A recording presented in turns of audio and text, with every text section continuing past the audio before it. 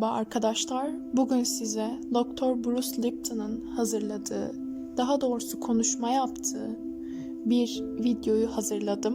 Bu videoda Dr. Bruce Lipton enerjinin, düşüncenin, frekansın ve hücrelerimizin gücünden bahsetmekte.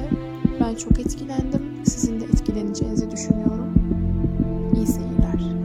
Show you the science of actually how the cells work, and you will have more knowledge than most doctors in the world today because they still believe in the genes.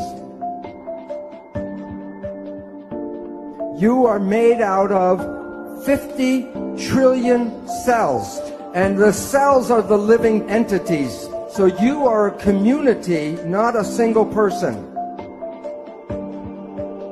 Every cell in your body has minus voltage on the inside and positive voltage on the outside. Every live cell is a battery.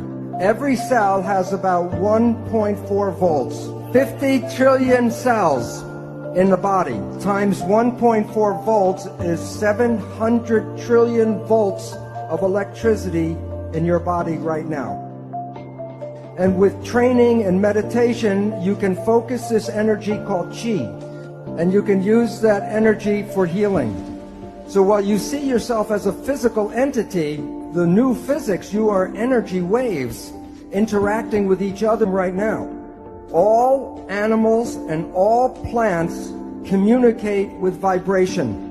The gazelle doesn't have to go up to the lion and say, "Are you my friend?" Because at the distance, the energy could be felt and the gazelle will not go there because of bad vibes. If we, when we were young, were taught to be sensitive to the vibrations, we would not find ourselves in bad relationships and bad places. But we are usually told not to go by our feelings, but to listen to what people have to say. Language was designed to hide feelings.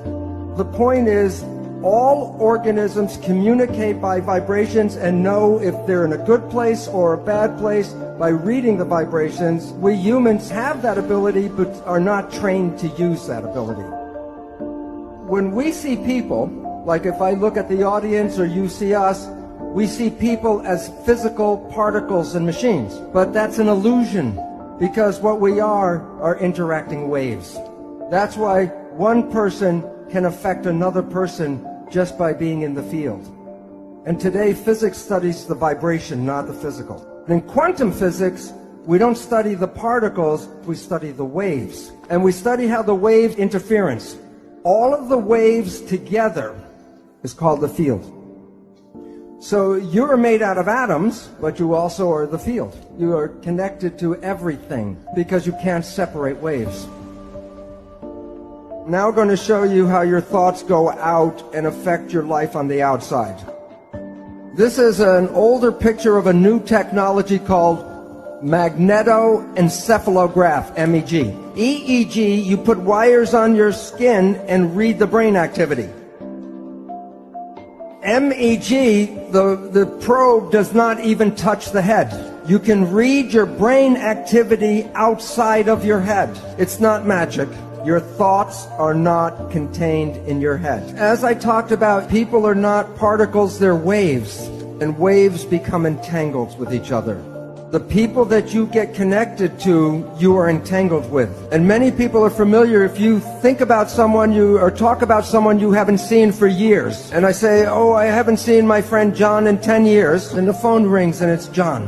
Or a letter comes in the mail from John. It's like the placebo nocebo. When you think very positive thoughts of someone, they make an effort to get in touch with you. But it works both ways. If you have a negative thought about somebody, wherever they are, they will create negative talk about you. So it's very important to recognize your thoughts and your judgments are not just connected to you, they're connected to the people you talk about.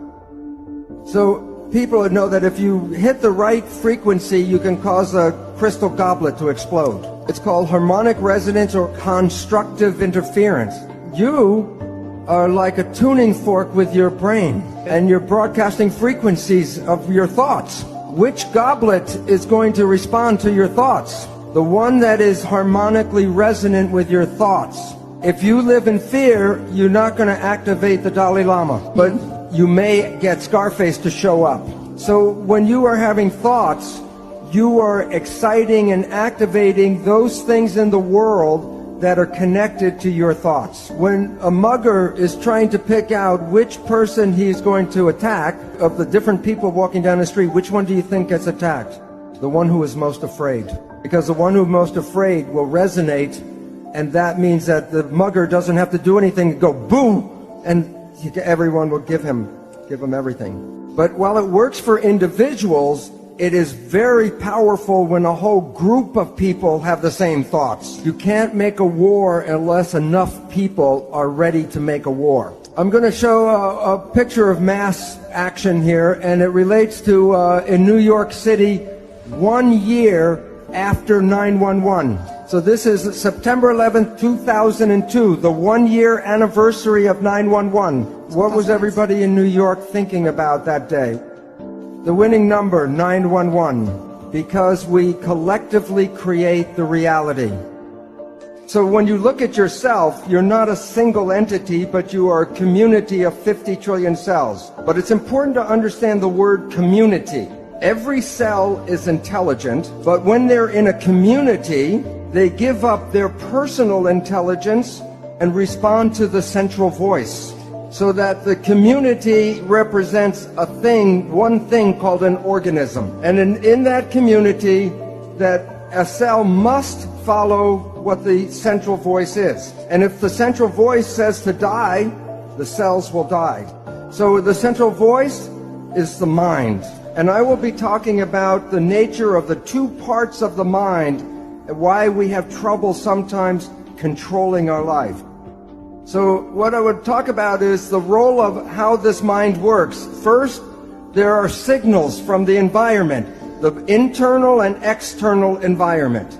The brain, the function of the brain is to perceive the signals and then interpret those signals and then send the information to the cells to control the behavior and the genetics. So the function of the brain is perception, and from that creates the mind.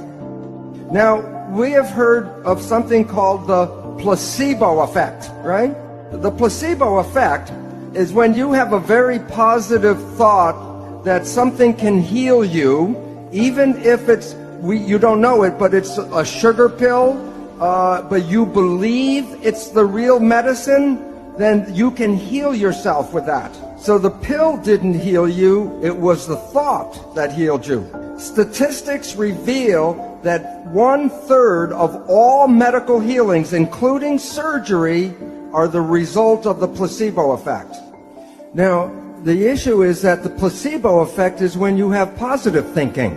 What about negative thinking? And this is what medicine does not tell you, is that there is negative thinking, and it's called the nocebo effect. And in the same power that positive thinking can heal you, negative thinking can kill you. They're both the same effect. One is more positive, one is more negative, but the effects are exactly the same on your health. One will heal you, and the other can make you sick. The point is that negative thinking can create all the effects of chemotherapy. Now think about this. If a doctor tells you you have a disease, or the doctor tells you you're going to die, and you believe the doctor because he's the professional, the belief will give you a disease and can cause you to die. In the United States, in the South, there's a religious group called the Baptist Fundamentalists.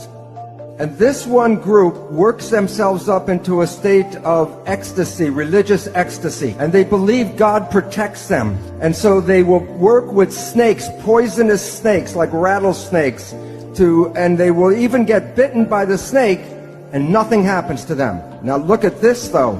Some of them will drink strychnine in toxic doses, and when they're in that state of belief, it does not affect them. So if you can drink toxic poison, then then why do we worry so much about the toxins or the food and the air and all that? Because we have a belief that the toxins can kill us. But even though I know this, I will not drink strychnine. And why? Because my belief is not as strong as their belief.